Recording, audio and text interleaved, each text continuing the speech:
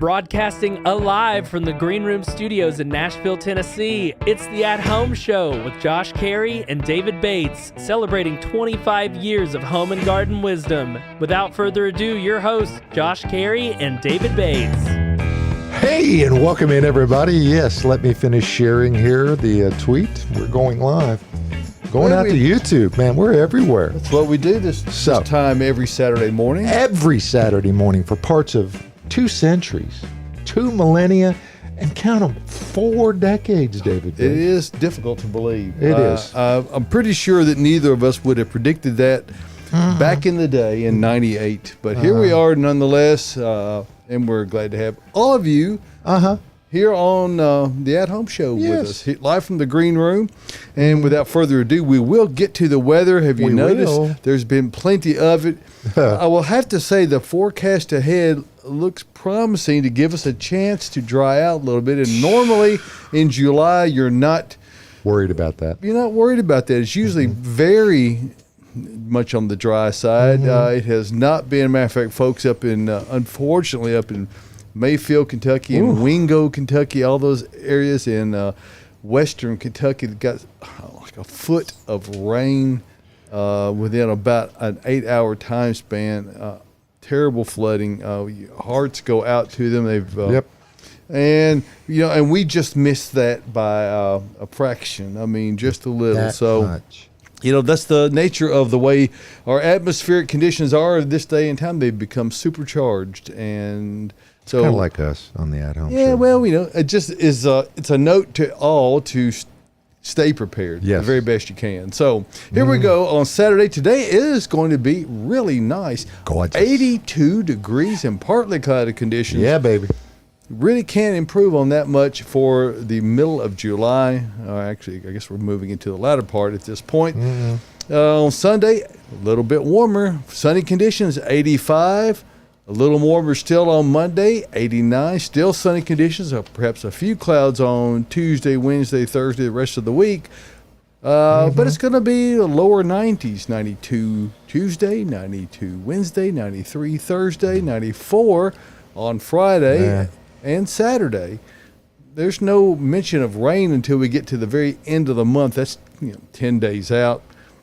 Who knows? That could change in 15 minutes, Josh. Yes, it could. We'll look at the radar here to give us an overall look at this part of the world. And you see most of the thunderstorms is all kind of to the south and east of us. There's really not a whole lot out there. We have had days on end of rainfall. We'll skip over here to our weather station here at Bates Nursery. We've had 2 and almost 3/4 of an inch of rain this week. That actually occurred over a 3-day period of time. 5 3/4 for the month, and where it puts us over 33 inches for the year. So a lot of precipitation has been coming in. It could have been a whole lot more, but thankfully it wasn't. 74 that boot that degrees. they say that they were pouring it out of? Yes. They were pouring it out of 55-gallon drums on me the other day.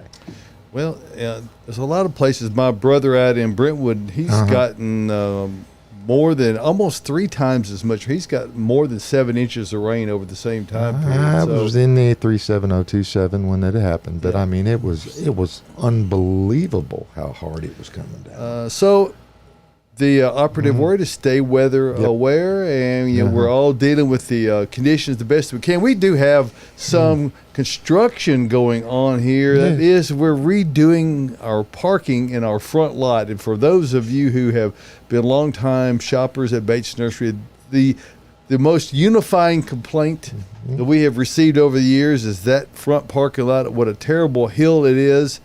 And it's true. So what we're doing is we're cutting that down to make it more flat. We're trying to also add a bit of parking, and that's all great except when it rains, because It's a little moist pavement up is there. there's no pavement there now. It's dirt, and when dirt gets a lot of water running across it, it erodes, and that runs onto our paved display areas.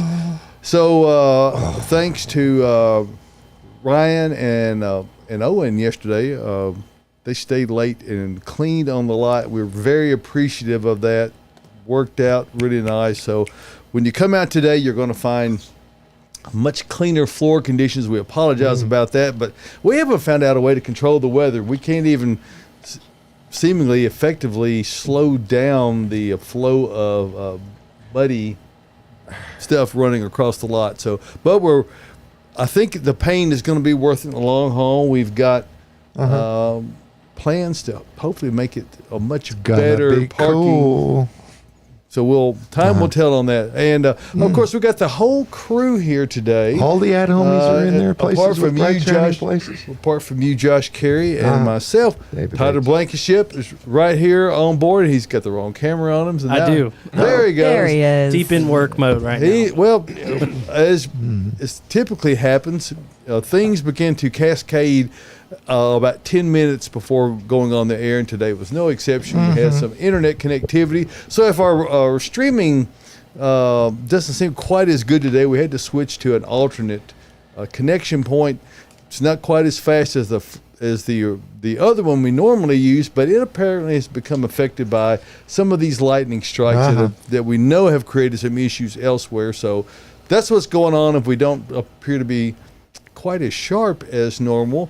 We could just freeze on them too. That's just a visual thing. Okay.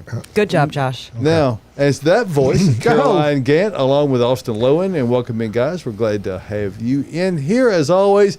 Gosh, you guys have got an abundance of floral beauty framing up your faces there. So Yes, I know we we've do. got a lot of great input coming this morning. Okay. So I'll just be quiet at this point and say, welcome in, guys. Hello, good morning. Good morning. So we're glad to have all parties here today, and we understand we have a plethora of questions out there. So unless there's some few points you want to make before we delve into those, I'm ready to proceed. I'm ready. You're ready? Ready for questions. Looks like we're all ready for questions. Let's do it. All right, let's start with hydrangeas this morning. That's shocking. What? There's a lot in bloom. I know someone in this room loves them. I mean, I love them as well. I think everybody does. Limelight hydrangea, almost 20 feet tall. How would you deal with this? Can I safely cut them down? 20 feet tall. Really? I've never seen a 20-footer. I want to see a picture of this. I feel like mine's gotten to about 9 feet before. Yeah. Now, one of the things I have noticed that not everyone is really good at judging Tape measure skills. Yeah, they kind of go, "Oh, it's like 60 feet tall." How many times the height of your house is it? Well, no, it's only about half. That's probably much closer to 6 feet than it is 60. Anyway, I digress. But if it is, it sounds like it's too big. So either way, whether it's 10 or 20 or whatever, it's too big. So, but yes, you can certainly cut it. We need to do this over the wintertime, though. So it's big and beautiful and blooming right now, probably. So let's watch that, Yep. you know. Whenever it gets too big like that, a lot of times what you see is a flop, which is what we try to avoid. Big time. So you can control that a little bit by pruning over the wintertime to get those sticks back down into check and into order. And then, after that, it'll be better. I mean, it may be. It's not at all inappropriate to take a chainsaw in, say, late February, early March, and just cut it off. I don't know, foot above the ground. You can go a little higher if you want to, but the main thing is you're going to redirect all that energy down to the lower parts of the plant. So when all that new growth flushes out, and now we get back to this time of year in 2024, you're going to have all those, a glorious show of flowers near the ground, not having to break your neck to look at. Yeah, we do not recommend use of a chainsaw and a ladder at the same time. No. Well, in this case, you won't would need be one. you would be No. cutting it down. You want to take it all the way down? I think my guess is there's no that harm in 20 it. footer is going to go to 10 foot if they're going to. I don't understand if you're going to. I mean, you might start out at 10 foot, then go back. You may not want to cut it all in one shot, and that's perfectly all right. It's probably the safer thing to do. But I would cut it way back, and it's not going to be for just a little while. If you do it at the right time of year, that you're going to have to be dealing with any looking stubby at all. It's going to really come out fast. A good way to judge this distance, folks, is if you know how tall you are. If you spread your arms out, generally speaking, that is one equal measurement. And if you take your arms and you turn them sideways. Yeah, go ahead, Caroline. Yeah, show us how. Can you see my arms though? Yes. Well, one of Okay. them. Yeah. Okay. Right in front of Austin. How many arm stretches is the tree tall? Is what I'm saying. Do you have to put yourself sideways though? You can. How do you do that? I don't Well, you don't know. have to put You're yourself very sideways. talented in that kind You of have somebody way. hold you. Yeah. You put those arms up like an What airplane. he's saying is your height is equal to your width. Yep. So, like, I use that a lot. I'm exactly Absolutely. 6 feet tall, exactly 6 feet wide. don't So know. I use that a I lot. got kind of T-Rex arms, so I don't know if my measurements will be right. It's but- usually close. It's really close. Yeah, So, usually close. so you can just stand there, say, I'm 5'4", I'm going to stand next to this, and it looks about 6 foot. So measuring can be tricky. I know one time my husband was on top of our 1.5-story house, and he said, how high up in the air do you think I am? And I said, 30 feet. And he looked at me Ooh. like I was insane. I said, 40, 50, 60. I was going the wrong way. But let's get back on hydrangeas because Austin did mention something about blooms flopping. So our next question is about limelight hydrangeas are drooping. Should I cut the stems off? I mean, if you want to, you're going to lose your blooms. I mean, this is kind of their time to shine. So I don't know. I mean, a little bit of a flop is probably better than no blooms at all. But you know, my technique on this, I've talked about this before, and I think this is the way to go. So we obviously give them a good trim over the wintertime, okay? We're going to do that. But then whenever they emerge in the spring and they send up some stems, and they send up stems rapidly, Yep. once they get their green up and their foliage is, you know, swelled out and starting to really throw leaves, I like to go in and cut those back in the early spring. This may seem weird, but I'm telling you, it's way better to do this. What happens is you top them, and then they'll send out new leaves, but they'll send out more, like multiple stems, say like 3 or 4 stems off of that main stem you just cut. And then every single one of those stems will bloom as well. And it will delay the bloom cycle Yeah. on those a little bit. So it extends the amount of flower time you have. It does, and it's gonna, like you said, it's gonna be about 2 weeks later than when typical limelights bloom. And you're also gonna get smaller individual blooms, but you get way more of them. So, and when you do that, they don't flop near as bad. I mean, yeah, limelights have massive blooms, but if those massive blooms are laying on the ground, Don't look good. it doesn't look good. They so look a little sad. That's kind of my tip on Yep. you know, dealing with that. Timing is key in almost every gardening activity. So Yes. if you get your timing right, it really takes a lot of the work out of it going down the line and prevents problems before they ever occur. I gotta say, I did try Austin's tip this spring, but I think it was closer to May that I did it. Might have even been towards June. I don't know. But I didn't take all of them. So I left probably about 8 or 10 what would be buds on it. So those are blooming right now, and I'm actually going to have a second round that I already see coming out. So that's exciting. I was a little worried to take them all because I was doing it so late, even though I knew it wouldn't really hurt the plant. But I'm excited because I'm going to have a double round of bloom. Wow. So Huh? Austin, yeah, listen to That's a this guy tip, on I'm my telling you. right. It's a good tip. All right, our final limelight question of the What? morning. I know, only 3 Already? today. Wild. Some of my limelight hydrangea tree leaves and flowers are crunchy and brown. Why?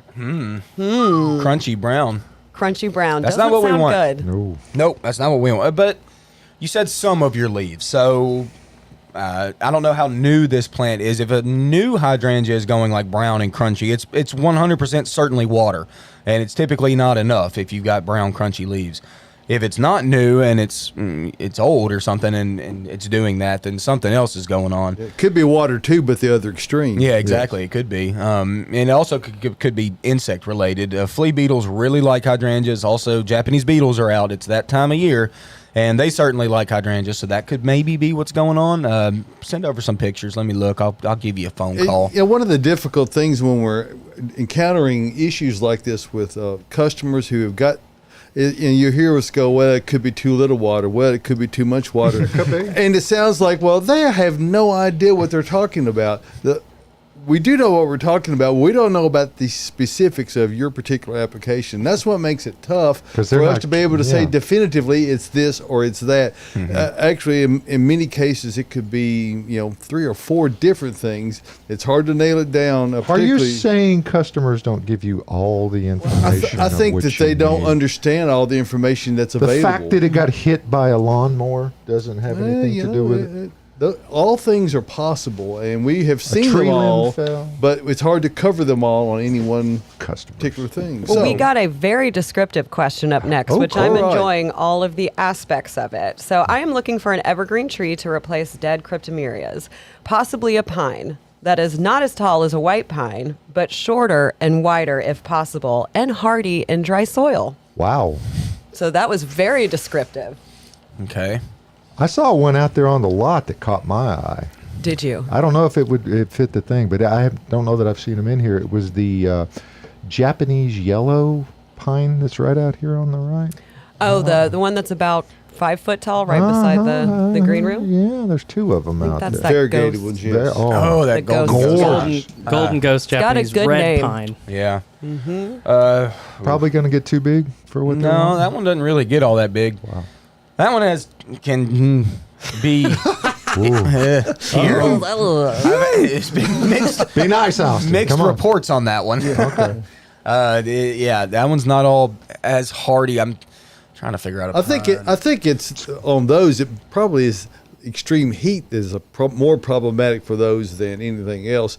I don't know. We probably don't have any right now, but there is a cultivar Pinostrobus nana, which is a dwarf white pine, which has a more compact growth and doesn't get quite so large. Could be a good option. There are some other dwarf pine options, but they're not all available at all times. And so this is maybe one of those kind of things that you need to be tuned in to the program and to our inventory to be Right. able to say, hey, we've just gotten, that I word only that saw everybody two loves out is, there. I mean, is it's- Isley. Okay. And, and Isley is when a lot of our really amazing conifers come in. Any other thoughts on that, Austin, before you? No, that was my suggestion. Yeah. I mean, I think we should explore other options if we can. Like, there's not a ton of pines that we really sell besides the eastern white pine. They get like at least a little bit large. There's that old scrubby pine. What do we call that one? Loblolly? Pine. David, what's that? Loblolly? There is That's a fun loblolly. name. We barely sell loblolly anymore. We sell the longleaf pine, which that's the barely though. We rarely sell. That's the Tyler. I think that's a state tree, Alabama, ain't it? Yeah, loblolly pines are designed So what? to be planted Oh. in a thicket configuration where you're planting them maybe 10 feet apart on center and in alternating rows, many rows deep. So when they're used along interstate highways, that kind of thing, that's how they get a screening effect out of a pine that essentially has no branches at the Right. bottom. Exactly, and it's got a central leader. That's why they use the yellow pines for lumber. That's They're what quite they good use it for that. Yeah, but as a screening plant, like David said, it's not like a plant them side by side and they're going to give you a great screen. It's just that's a tricky one. Maybe we can go a different route. Come out and chat. Okay. We can go somewhere else. Let's go to another question. I've Let's get actually another got All one right. live on YouTube. Oh. Yes, we do. Live. Yes. What's Nina's, that? Nina. I don't know. Think about it. Nina says, don't want to take out my 30-plus-year-old freeze-damaged boxwoods and want some ideas. Perhaps a topiary process, maybe, Austin? Make them a topiary. Hey, real fast before you talk about that, he was making topiaries all week or cleaning them up, but did a great job. So y'all should come look at them. I did okay. He did all right. Yeah. Topiaries do require some work. Yes, they do. Yes, they require maintenance. But if you got a boxwood that has a bunch of brown patches in it, which I keep seeing more and more as I drive around, boxwoods have been so tricky this year. They just seem to keep getting worse, a lot of them. Yep. I mean, I don't know a great way to explain it. But, yes, take some of those brown patches out. Like, so first off, Take them all out. take Yep. all the brown out first, and then look at your plant and observe it and be like, how could I make this cool? Oh, yes. Make little pom-poms. Make a spiral. Yeah. Shear it up. Yeah, I don't see any spirals happening much. But Spirals are tricky. Spirals are tricky. I saw Well, the spiral yesterday. Art is in the eye of the beholder. That's Well, I mean, And you but- can topiary it any way you But want. for That's a right. spiral to be achievable, you've got to have enough symmetry to start out with. You do. Yeah. And when you got all this freeze damage that we're dealing with right now, is there's little symmetry. But you do have these clumping effect of still living growth on the end. So I think Austin's right on it. get rid of all the dead. Just go ahead and prune all of that out completely, and then take a look at it. Don't just take your time. I mean, we've made it till the 3rd week in July. There's no urgency at this point, Right. So, but keep moving along. You may be able to pull them together at that point. Maybe Some of depends on how bad it is. Some of them are so severe. There's nothing Right. to pull together. It's just a little clumps here and there. So if you're really determined to keep it, now at my house, I just decided I wasn't going to invest 3 years in a project. I just took them out. So, and they looked better just by having them gone. Yes. Yeah. Well, hey, we've got a question about a holly that had freeze damage. What can be done to help Nellie Stevens? Planted in early 2020, lost all leaves in December, but now each has new growth in center of trees. I've seen this. Yep. I've seen this. Yes. So the most of the growth, really, none of the growth is happening. It seems towards the edge of the plant, where those like tiny twigs and sticks are at the edge of the plant.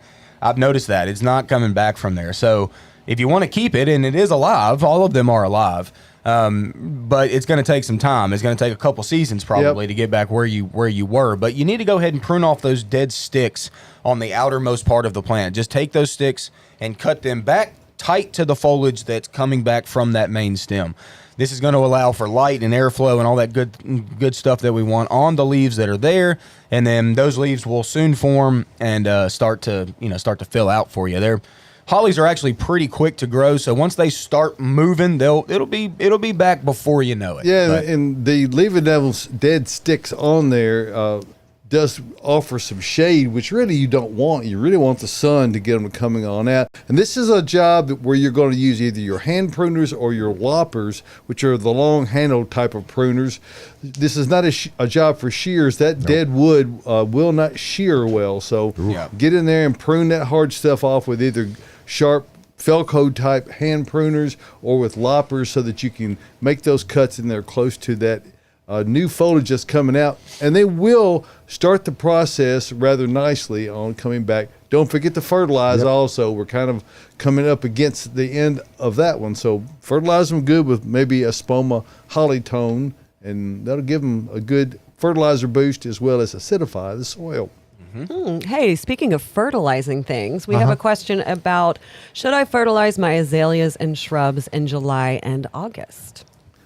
Well, like David said, we're approaching the time where you don't really want to do that. If you're going to do it, yes, do it. I mean, kind of now.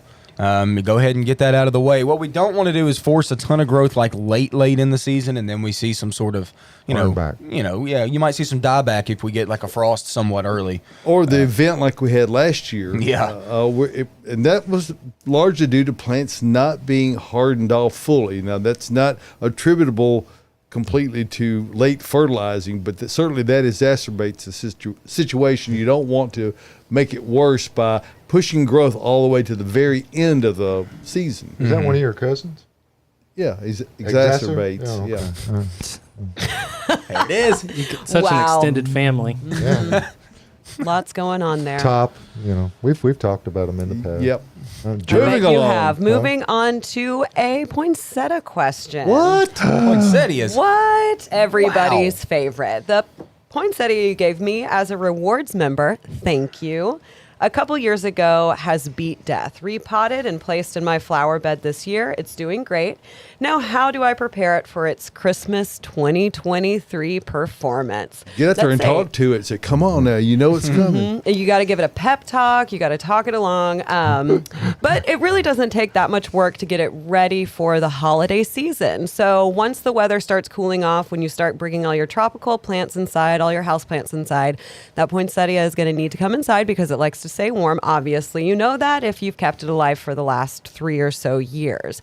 So in order to get it to change colors, those are just leaves that are going to change red, pink, white, all those colors you see. It needs constant or a lot of darkness for about 2 weeks at least. So you can use a box or place it in a closet for at least, I'd say about 12 hours a day. Some people just say they throw it in a closet for a couple weeks and then bring it out so it never gets sunlight. I think they might need a little bit of sunlight. I've never tried the complete darkness method, but they do need a little bit of darkness in order to get those leaves to turn colors. Now, Have you one ever of the done things it? one of the things they've done in the recent years is they've developed cultivars that are much more adept at not requiring a lot of excessive extreme things like black clothing. And when people talk about putting them in a closet, growers over the years have done what is referred to as black clothing, where at a certain time of day they pull a cover that shuts the sunlight off so that they shorten the day length and get them to start in bud quicker. Now you don't have to do anything. They will set bud, but it could be maybe the middle of January before you see much color out of them. So if you can let it run its course and not worry about it and just enjoy Christmas a little longer that way. Well, it's only That's right. 156 days till Christmas. How do you know that? I just looked it Oh, up. you Googled it. You've got a computer thing in front of you. You know what the best thing to do for all your plants, though, David? I have a feeling that I have it would be to use Earth Mix garden products. Well, whether it's a poinsettia or whatever. We are proponents of that here. Yes. And if you're out working on indoor plants like your poinsettias, which will ultimately be an indoor plant, you don't want to have things in the house like those pesky fungus gnats. They are really, I detest those things. Earth Mix garden products have no peat in it. And when you don't have peat moss, insert your joke here, Josh. You When have the beetles of dirt. You No will peat. attract, and you will have no fungus gnats. None. And when you don't have fungus and gnats, well, it's a lot more pleasant, Yes. and you have a great growing experience. Proganics I will give you that of the Earth Mix products line. As actually every single product in the Earth Mix line, there is no peat in None. any of the products. So if you're into gardening, you're talking about Earth Mix Supernatural, or if you're doing outdoor planters with Proganics O, those are both great choices. Earth Mix Garden is the tried and true favorite of many. It is totally prepared, ready to use right out of the bag. You don't have to add anything to it, including nutrition for about the first 6 weeks. So no matter which product you choose, you can assure to being of getting the very best gardening products, the things that will give you the most viable soil and the most productively growing plants. Earth Mix garden products, and that's available at locations all around the Middle Tennessee area. That not only includes Nashville, but all across the state of Tennessee. Yep. That also includes of many Kentucky. areas across Kentucky, southern Ohio, Indiana. We also have in Huntsville now. So if you want to check out exactly where those are, go to the Find Earth Mix tab at earthmix.net, and you can simply either point on a cursor there, and it'll tell you who is what and where they are, and you can get that right there, or you can put in your address in the box for turn-by-turn directions. So just remember this: success in gardening begins at the ground level when you use Earth Mix garden products. And we appreciate you Absolutely. giving us a moment to talk about that and help take a lot of the work out of your gardening. We want to make it as easy as possible. Absolutely. So- Hey, Miriam's got a question. Miriam, Hey, Good hello. morning, Miriam. Miriam. She says, I'm suddenly seeing cobweb-looking sacks filled with tiny black dots on my porch near my yews and arbs. What are they, and what do I do about them? Dun, dun, dun. These little black dots. You're getting ready for Halloween early, Miriam. Miriam, send us a picture of this. Can you do it now? Yeah. Probably. Send us over a picture. I'm confused by this. Is Yeah. it just like spiders? Well, I don't know Tiny if it's. I don't know if it's. black I don't know if dots. it's maybe very juvenile. Cobweb-looking Well, sack. very juvenile bagworms. Of course, they're not. They're old enough now where they're not going to be all that juvenile, but there are webs associated with them. Webburbs don't like that kind of. The black spots. I'm I don't know. not competing on that one, Miriam. I'm not either, Miriam. Yeah, Miriam, get us a photo. Now, Let's talk about tomatoes and birds, though. While we wait on Miriam's photo, how to keep birds from eating your dang tomatoes. Oh, that's sad. It is sad. It's very annoying when birds come in and peck that tomato that's red. And they wait till it's ripe, too. Yep. They're going to do it. They got nothing else going on. Exactly. I mean, one little tip I like to do a lot of times is I'll pick my tomatoes really about a day or two before they're actually perfectly ripe. Yep. Just to get them out of harm's way, because a squirrel can come by, birds can come by, bugs can come Rabbit, by with ripe possum. stuff. Yeah, rabbits. I mean, there's a number of things Groundhog. that'll eat them. So They're going to be 15 minutes ahead of you. Yeah. Whenever you. exactly. So pick them a day or two early, and then just put them in the windowsill or just in the house. They don't even need light to ripen up. They'll ripen up any way you put it, even in darkness. Just don't put them in your fridge. They will stop their ripening process if you put them in a cold environment. Right. So keeping them out on the, and just picking them a day or two early. If you had to, and you have a really bad problem with birds, there is bird netting out there. You can use it, although Pain in the butt. there's that, and it looks bad, and there's downside. If you ever catch a bird in a bird net, Oh, yeah. Not it's fun. a sad sight But to it see. creates a dilemma. Now, does. I have a theory that they're after the moisture in the tomatoes. So I use bird baths. And we think they're keep after the water. moisture. And it also, my above ground. What about the squirrels? The squirrels don't really. Do you ever put a squirrel bath in? Do you thinking about the squirrels at all? I mean, The squirrels got the pool to use if they oh, I want to. got Josh, they've got a perfectly red, beautiful, fantastic tomato, and you think they're just after the moisture. No, I don't know. What are they going to eat? I mean, It's a tomato. decent theory. okay. Is it? Yeah. I mean, birds have water. I think squirrels are the sommelier Yes. of the gardening world, Well. of the tomato world especially, because they only want to sample. Yeah. And then once Well, they sample, yeah. they leave it, and they Finicky leave it eaters. for you, obviously. They're just to making eat sure the it's not rest. poison. Now- just got to cut a plug out of it. That's when the you key. eat it. That Yeah. is the key. Yes, people will throw away tomatoes that have a blemish. don't. No, you just cut around it. It's Yep. part of it. Some of the bugs are going to get some of your tomatoes. Do you Some know of the squirrels are anyone gonna- who's died from squirrel poisoning? No. No. No. Nope. Never met anybody. No. Squirrel and dumplings is good though. Yes, one of my I've favorites. just got to say, why did they have to be first? It's just because Really? they're always out there and I'm not. That's it. You know, Yeah. Yeah. and they're like, "Ooh, look, Tree it's rats. the perfect Okay. ripeness and color." I'm gonna bite this without any consideration of who grew this. Yeah. You made it mad.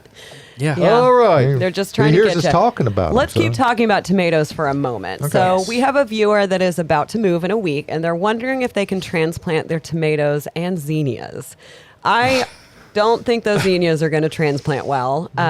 They don't even do well when you get zinnia starts. It takes them a really, really long time to take to the soil. They lose a lot of roots, and they're kind of at their peak right now. So you could try it, though, if you are moving. Now, tomatoes, on the other hand, what do y'all think about that? Don't waste your time.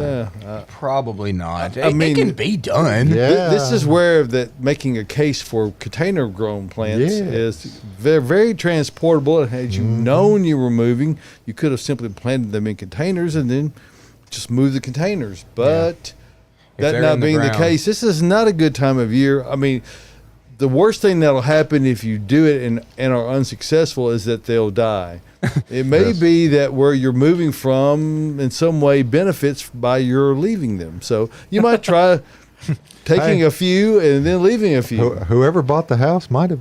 There wasn't on the disclosure notice that you were going to take the tomatoes and the. This is the zinnias. live video has ended, Josh. I What know about- it did. Tyler needs to check his email for a photo of Miriam's bugs. Oh. Okay, We'll I'm move- checking. the Miriam's email. on it. Yeah. we may have lost connection here because it jumped out. Everything's looking okay on my end. That All would right. just be okay. What about getting like a little celebratory packet of zinnia seed and Yes. trying to scatter some while we're still really warm? I bet they'll Yep. come up. They will come up, and, then you you'll will be get like, some blooms. Yeah, then you get to enjoy the new beginnings again. Gorgeous. That's right. Okay. I'm going to go look at I've email now. fallen Y'all in talk love about with something zinnias. else. This is the first year that I grew them from seed in the basement this year. Started them out, and they are spectacular. I don't know how we missed them all these years.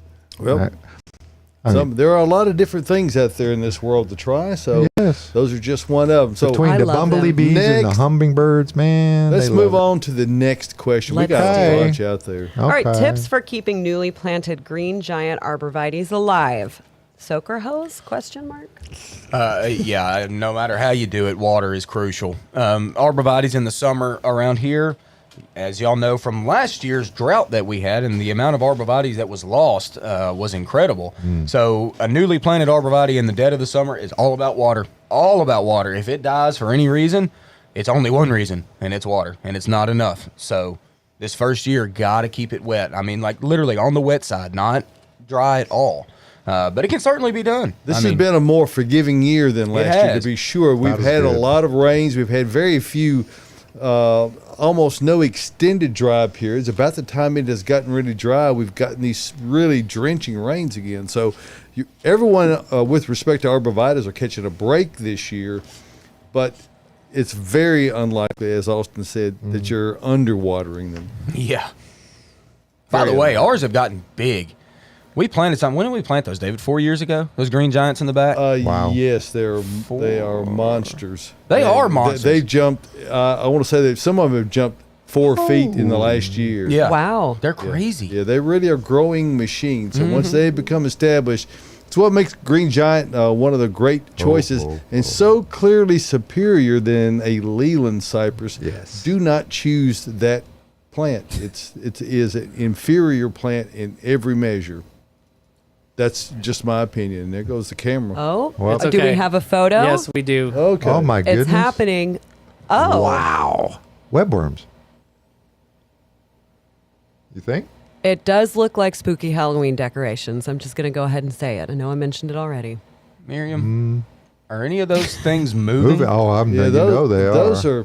Those are either tent caterpillars or webworms. Yeah, It's- like in leftover excrement maybe is what that is. Like, She's way ahead of the curve on her Christmas lights, though. We can see that as well. What's that blooming in the background? That's a Oh. crepe That's a crepe myrtle. myrtle I know back it's there. in it. I know it's right on the street side there. We ain't got that. to that segment yet, so we're skipping ahead. I like that. Yeah, Miriam, I think they're right. I think that's a leftover webworm or tent caterpillar excrement is really all that is. If you don't see any movement in there, they've already kind of moved on. Yeah. Metamorphosized and flew away. Done flew away. So just, take your broom and knock that down. Yeah, Now. get it down, Miriam. Now, It's very easy to detect the difference between ones from last year and ones from this year. They're the ones She from said this they year will just be formed. moving a lot. So Oh yeah, you can go up to them. I did it not too long ago. We had some here at the nursery. We'll have every once in a while we'll get a stem that'll have some webworms on it. Webworms and tent caterpillars are really not all that big of a deal at all. They do a little minimal damage on like one branch, and then they kind of move on. But you can go up to them and just be like, "Boo!" and like scare them, and they all start scattering. It's kind of funny. I'm kind of I use a little propane torch and just torch them. oh wow. man. I know that sounds. But if you're going Sounds to kill them, exciting. I think it's pretty quick. And, It's a fast death, it seems like. yeah, I think so. It's merciful. So, Yeah. They really move at that Well, point. and there's no chemicals involved, which is No. the best part. Yeah, Yes, that is the best part. absolutely. We did see something blooming in the background, and I feel like it might be time to talk about what that is. What's in bloom? With Austin. All right. Let's just start with crepe myrtle. This is week 4 of crepe myrtle talk, I believe. They look good. They look great. We have plenty of them. Come on, get you one. Rosa Sharon, still blooming. Hibiscus, perennial hibiscus, money. They look great right now. Mine are really pretty. Really, We had them in pretty. studio last week. And We they did. were- I took 3 of them home. And they're You did. I saw gorgeous. that. There's been a lot of them leaving the nursery here lately. If they're blooming around town, we are selling them here. That's how it works. You know what's funny? What's my funny? Chinese snowball viburnum. That thing, isn't it funny? Oh, it's hilarious. It's blooming right now. One big round white bloom. Why is it blooming right now? No clue. Decided to. So It's just cool. giving you a show. I think it's one of those branches that got broken out that you didn't detect. Probably. And then now it came on out, and there it is. It did. That plant is random. It'll bloom heavy in the spring, and then it'll randomly show back up in the fall. And then, it's like so right now, funny. it's just funny. Hysterical. All right. Killing me. Limelights are still in bloom Yes. like crazy. They're just kind of starting. I mean, I say starting. They're full show. But a lot to go. That's a long bloomer, so keep on enjoying those. And tree form hydrangeas are money right now. They look good. All right, plenty of perennials. We got phlox. We got verbena. My verbena is very tall right now. It looks good. Coneflower, speedwell, Veronica. We have some of that in the studio over there, don't we? Yes, we do. Yep, Caroline will get to that in a minute. We've got trumpet vine. Yep. That's always good. That's a dependable bloomer. Hey, we got grasses starting, y'all. Speaking of grasses, we got corn. Yep. My corn just started yesterday. The very first little little, Tassel. Uh-huh. Oh, baby. I tell you what, Oh, it's a matter of time now, dude. driving around the Middle Tennessee area, seeing some larger agricultural areas, the corn stands I have seen are spectacular. Really I don't good think corn I've here. ever seen them look so uniform, so wonderful. It's so good this year. It's just it's because of the moisture we've had. You know, Yep. corn just really enjoys a lot of moisture and a lot of heat. So we've had heat, we've had water. It's been a great corn year. It's really, really been nice. How's your corn doing? My corn this past week got laid over. Laid Oh man. over. Down. I mean, past 45. Past 45, y'all. This. Almost to the dirt. Maybe like that. Maybe like that. Has But it come back up at all? It has. It has come back up. I try to tell people, give it some time. Just try not to look at it. I wasn't looking at it because it was making me furious. But over the past couple days, it has come back up. It ain't perfectly straight, all right? Ain't nothing perfect in the gardening world, even for me. But Mr. it's- Perfect over here. It's not. Yeah. Nothing's perfect anymore. After my boxwoods, nothing's perfect. Yeah, that's I didn't bring it up this time. I for the know. I record. did. They're still dead. They're still dead. All right. So, yeah, corn is back up. It's about to bloom. Mine, I planted way late, so mine's way behind the curve. But it's coming on. And then also, hey, all your veggies, what are they doing? They're blooming. They're doing good. Tomatoes, peppers, corn, squash. I said corn again. Watermelon. Oh, I boy. noticed my very first few watermelons coming on yesterday. They got a million little blooms growing like weeds. Watermelon this year has been fantastic because of the heat and the moisture. They've just been running. Mama's got some at her house that are, I mean, huge. They're already huge. So there you go. That's what's blooming. Enjoy Great. it. That was passionate. It was. Yeah. I just You know, he just brings it with so much emotive. Yeah. when corn reinforcement. gets on the table, I just can't even control it. Can't. and then you throw melons in the mix. My God. All right, too let's wild. move on. Where are we? salad, Hey, David, let's- David, where are we? Hey, let's move on to talking about where we are for just a moment. That's Bates Nursery and Garden Center since 1932. That's back in the day when my grandmother started our business. We've been bringing Nashville and Middle Tennessee the most diverse, complete selection of plant material anywhere in Middle Tennessee. And if you think that's an exaggeration, well, stop out and see us, and I think you'll understand that we are really committed to gardening and helping you in all aspects of it, be it trees, shrubs, ground covers. We've talked about perennials on the program already this morning, ornamental grasses. We have everything you can think of. Unusual. Be it unusual plants, fruiting plants, flowering plants. Apples are on the apple trees. How If you have any kind of a gardening situation, we have things that will match up well with the spot you've got. Now, obviously, if you've got a bog condition that's in the shade, that's pretty tough. Yeah. But there still are some things that might even work in that spot. So come out and see us. Bring photographs of the area that you're working on. Any kind of general information as far as like what side of the house this is on. Does the sun the come left. up on that side, or is it in the afternoon? there you go. Those kinds of things are very important. We're here to help you get the best gardening information you can get. Now, one of the things we do to achieve that is through my gardening blog, which I put out once a week. That's right. And if you go to batesnursery.com, you can click right below on the front page and click on new blog post. And this week, believe it or not, I talk about your complexion and what gardening, the attributes that gardening can do to give you a radiant glow, and maybe even with some mud applied to it. You know, it's all right there available to you. So check that out. A little tongue-in-cheek, perhaps, but there could be some truth involved with it. What is true involved with it is that we've got the remaining amount of our annual plants down in the greenhouse area, 75% off. And here's a one-time offer only. We've never done before, probably will not again. Bags of Earth Mix Viagra at 75% off. And there's Three-quarters off? And there's no limit. Wow. There was at least one customer that bought 40 bags yesterday. So, Yes, there was. so I just checked the inventory this morning. We're still in really good shape. So if you want to come out and save on earthworm castings like you have never been able to before, this is your time. Come out and see us. Holy Bates moly. Nursery and Garden Center, where we have been proudly beautifying Nashville since 1932.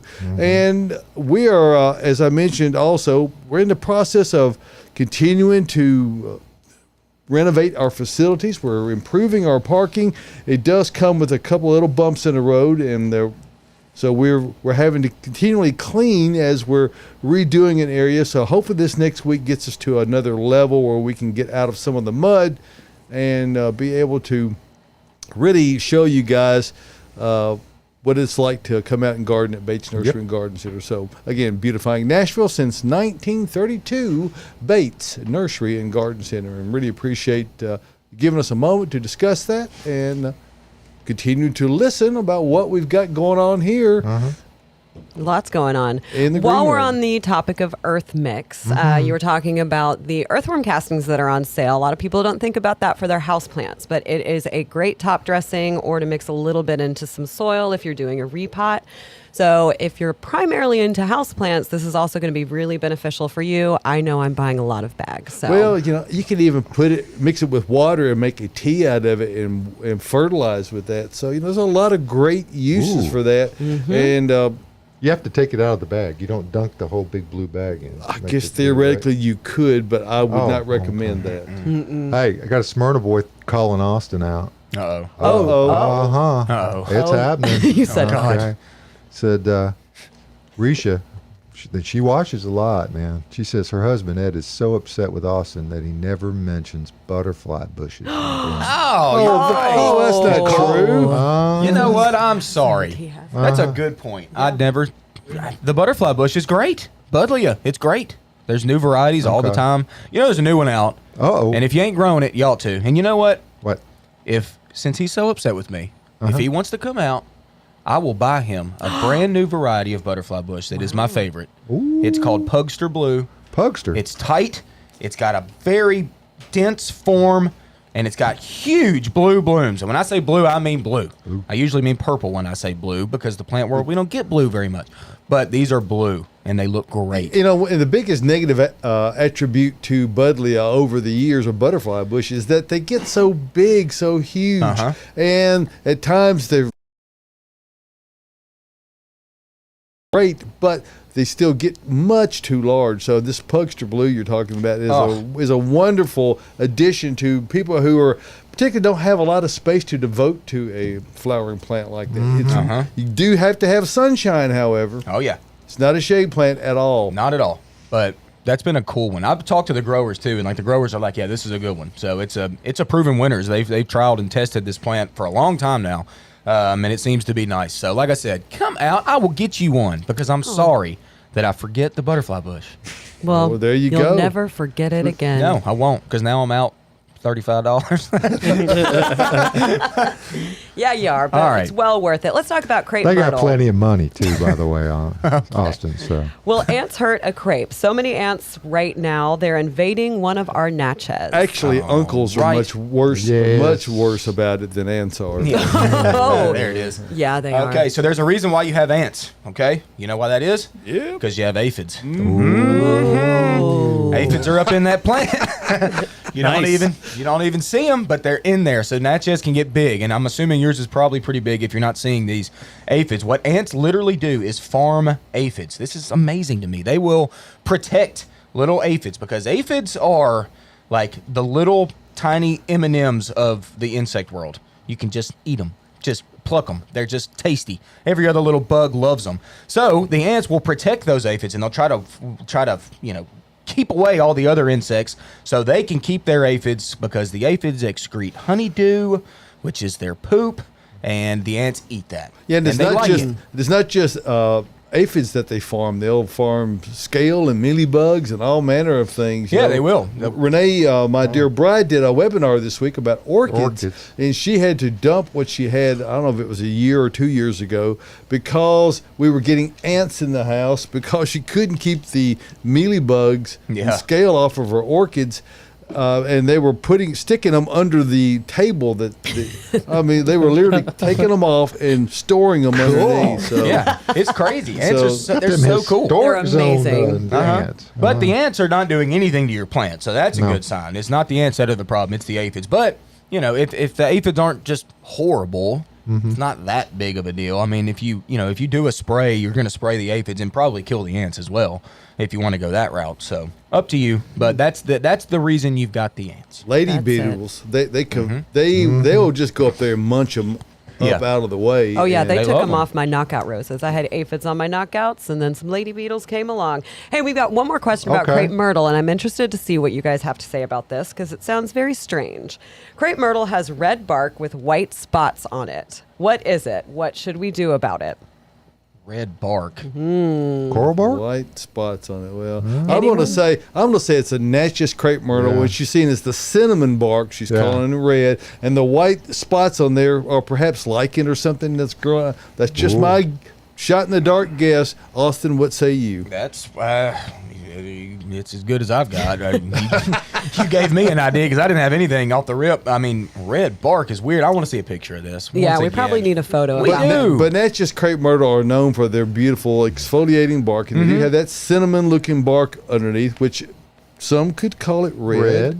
So it's not too much of a stretch. So that's the theory I'm going with. All right. And San's photograph, that's what we'll say it is. Yeah, like I said, send a photograph. I'll give you a call. Give me your phone number. I'll call you. We'll chat. We'll I love talk doing about that. Well, we have time this time of year to Yeah. do those Yeah. kinds of things. Not in the so- spring. But Nope. now we're okay. All right. Okay, southern blight. It killed so much last year, and it's back. Help. Okay. Huh? Southern blight. This is an awful pathogen. This is a fungal pathogen that is soil-borne, and it is a plant killer, unfortunately. And prevention is way better than trying to say cure something that's got it. You're not going to cure southern blight if it's got it, and this will affect a whole range. There's like 500 different species of plants that this plant can get on. Holy smokes. Yeah, it's not a good one, and it typically starts at the top of the plant. Like if it's a tomato plant and you're seeing like bad browning, spotting, just bad looking leaves at the very top of the plant, that's usually what it is. If they've got it at this point, literally rip it out, get rid of it.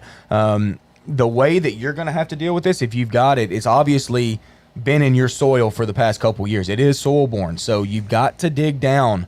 Like literally, you got to dig down around that root, where the root zone of the plant is, and out to I think I've read literally 3 feet wide. Yep. And really remove it. You've got to remove that soil, bag it up, throw it away. Don't compost with it. Don't use it anywhere. Just get rid of it. You've got to really remove a lot of soil, and you got to just kind of start over. And is there a way for it to work its way out of the soil if you can move to another area and just not garden in it for a while? Yes, or? it will naturally kind of go away without plant material, but it lives on plant debris, it lives on active plant matter, and it lives in the soil. So it's a really nasty one if you've got it. So you've got to really just kind of restart with that. And we've got obviously great soil here that you can go back with and refill. And it's in. yet another good reason to consider container gardening, because if you're using prepared soil mixes that are already ready to go, you have no worry about getting that kind of thing. And then likely you're either adding to or you're replacing it every few years. Perhaps you're using it elsewhere. Is there a link or anything? You said they're calling it southern blight. I don't know why this is the first time I've heard about this one. Yeah, I mean, I'm more for me. I've always kind of learned it as more as early blight versus late blight, and I Right. think this one's like the southern blight, like southern late blight, I guess, if you will. And it's probably technically a different fungal, body altogether. Okay. But And it's certainly we've had the conditions this year that are the most conducive to the For propagation fungal, of yes. that fungal. I mean, Warm and it's wet. it has been humid. There have been days on end where the humidity never went below 80%. You talk about, it's just really amps up the any kind of a pathogen's ability to propagate way up. Okay. It has. It's been a fungusy year. Powdery mildew's been out there like crazy this year. I mean, it's been a big one And for that. because of the frequency of the rains, we've had little opportunity to really do much good with spraying, because you can only spray when it's dry, and there hasn't been much of that. Yeah. But this coming week looks like it could be your shot. Yep. If you're dealing with something like that. Yeah, having the foliage dry out on plants is really crucial, and this year we haven't had that all that much. So that fungus is really living. Yep. But Living Southern its Blight, I'm best sorry. life. No good. Okay. I'm sorry you've got that. Speaking of crucial, Crucial. room with Caroline. We got to talk So about what's in the crucial. room. We got to talk about what's going on in here. So we'll start on this side because that's where the camera is. So right next to me, we've got Opening Act Phlox. Love the name, really pretty. My phlox is doing great this year. I know sometimes I've got problems with powdery mildew on it. This year, none. It is blooming and it's looking fantastic. Then in front of me, we've got an echinacea. It is, why can't I remember what it's called? Artisan Red Ombre. That's what it is. Ombre. Ombre. And echinacea is actually doing fantastic this year as well. Mine is going wild. It's starting to bloom out a little bit. I need to deadhead everything so I is can it get in another fact flush. a male? I mean, Yeah, it is. It Ombre. is. It's a male, absolutely. And then in front we've got a Stokes aster. So I just planted one of these for the first time this year. I'd never really done anything with this plant before, and I absolutely love it. It makes a fantastic cut flower, and it actually closes at night and opens back up with the sunlight while it's in its water vase. Perennial? And it stayed blooming and gorgeous for I'd say about a week. So it's a really fun one to watch go back and forth. In front of us, we've got this pretty little perennial sedum. It's a nice spiller. It's a sun sparkler. I planted a different variety of this last May in my sidewalk bed, and I absolutely love it. It has taken over. It's drought tolerant. Deer don't mess with mine. and is it truly perennial? It's truly perennial. Yep, it is. It's a really, really, really fun one. All right, and then on the other side of the room, right behind David, we've got Carolina Sapphire. Oh, wow. Austin brought those in this week, as well as the gray owl juniper that you see below the TV, which gets huge. I see them in parking lots of newish builds that have been there 10, 15 years, and they're if you've taking ever been over to Hill Center in West Nashville, where they have these and forsythia planted together Gorgeous. in the springtime, it is a beautifully striking contrast of this stark blue color with that brilliant gold. So Yeah. it's a really one of the better uses of those two plants that I have seen around in landscapes. Amazing. Yeah, they get monstrous. They'll eat some space up. Yep. And then down in front, we've got that opening phlox back in there in front of Tyler, just to add a little pop of color in our silvery blue theme that we have going on today. And in front of Josh and David is Artemisia, which is a little bit hard to see. Bless you. It's thank you, Josh. Yeah, it's you're full of it today, Josh, and I love it. Every day. I planted this again this year as well. Love it. It is huge, and I never have problems with it, except the one time I foliage is stepped in it. The foliage is just wonderful on it. Though. It's gorgeous. Yeah, it Yeah, really is definitely. striking. Yeah. Definitely striking. Good job, Josh. Good word for that. And lastly, down in front, we have Veronica. That is Moody Blues. So there were bees all over it when I went to bring it in the green room. So I had to take their little, fancy flowers away from them. So I'll bring them back out. But that is going to attract pollinators. So it is a great plant to add to your garden. Back to And the one that's in what front we of have your in here. cone. Yeah, back to the one in front of the Oh. cone flowers. Heuchera. We Okay. didn't talk about that one. That is Sienna Sunrise Heuchera. The underside of the leaves is like a light pink, and the leaves are actually a little bit more ruffly than most Heuchera, and the leaves stay a little bit smaller. I love this plant. I have lots of different types of Heuchera, also called coral bells. They're fantastic, and some of them stay up through the winter, depending on what kind of winter we have. Yeah, and so. although they do flower, flowers are not the attraction on those. It is the wonderful foliage they do, and a wide variety, and hence the probably 200 cultivars that there are available. It's incredible how many there actually are. I had a customer, that's something I've never heard before. I had a customer tell me that they think that all Heuchera should be grown upside down. And I thought that was hilarious because she said the back sides of the leaves look prettier than the top sides. The only problem wanted of to it grow is it upside down. Even if you grew them upside down, they would still turn right side up. They would. They'd be mad about that. And I thought, how do you grow something upside? You can't do that. You can't do that. I mean, you can do that. You know, can you grow put it in- tomatoes put it in a upside down. tomato I was about to bag. say, yeah. But they're still, Upside down. they may start out upside down, but they're They'll going to turn turn back up to up. the sun. So Yeah. That was Well, hilarious. David, you did touch on their flowers, which again are not fantastic. They're not known for that, but they are great for a cut arrangement, and they last for weeks. So once they flower, what I do with mine is go ahead and cut off all the flower spikes, put them in a vase because I'd rather that energy go to the leaves instead of the blooms, and then it'll Because be it's in my very house for a spiky. long The time. bloom is on a long. And you can A put long a bunch spike, of them very together. delicate. And if you put them on the middle of the table, you don't block the view of the person across from you. Right. You can see through them. That's right. You can see through them. It's very pretty, very whimsical. Right. So All righty. I tell you what, I hear some music. Check the music. Pinking Is it up time? here. Hey, Very we, quiet. we Been a have quick hour. We have burned through another one, and we want to thank everyone for Yeah, tuning we in ought to do it today. next Saturday. Whether it's on Saturday or whatever day of the week you happen to be watching this. 365, Yeah, man. we're 24. always here, and of course, all of our Uh-huh. programming is archived. So if there's a question that you've got, we're working on trying to Uh-huh. be able to ferret out the information that's in our programming a little better, make it so you can get out there and search it more easily. So You're going that stay AI tuned for thing, that. right? Okay. All righty, folks. We are coming to you from the green room, which, by the way, Ed Oliphant is just at exit 19. You come down from Smyrna to I-24. You can get on Briley, come around. Just keep coming. Exit 19. Make Austin do what he said he would do. And if you've never been out here, I don't know that Edward's ever been. You need to come and see this place because, folks, Base Nursery is great. You know, and we're here, so I love this place. I love Me the too. at-home show too. Well, yeah, we have. I love you, David. Oh my gosh. I love you, Tyler. This is really. This is Carrie really. and Austin, I love you. Oh my Aw. gosh. we love you too. We could do this all day. And we love all you. the Thank you at-homies for viewing. especially, Yes. So, All right, guys. See you Love next Fest is week. over for this week.